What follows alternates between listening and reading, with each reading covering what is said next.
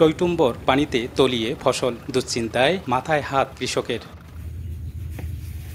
গত কয়েকদিনের টানা বৃষ্টি আর উজান থেকে নেমে আসা পাহাড়ি ঢলে কুড়িগ্রামের বেশ কয়েকটি নিচু এলাকা তলিয়ে যায়। এতে বাদাম, পটল, পাট, তিল, কাউনসহ বিভিন্ন ফসলের ক্ষেত নষ্ট হয়ে গেছে। ফসল হারিয়ে চরম ক্ষতির মুখে কৃষকরা। পানির কারণে আমরা এই বাদামটা তুলতেছি, এখন আমরা ক্ষতিগ্রস্তের মধ্যে আছি। এই রকম পানি যদি হয় আমরা কিভাবে কৃষকেরা বাঁচি থাকবো? 500 টাকা হিসেবে কামলা খরচ করি, যেটা আবাদ করছি ওটা 4 আনা উঠতেই নেই।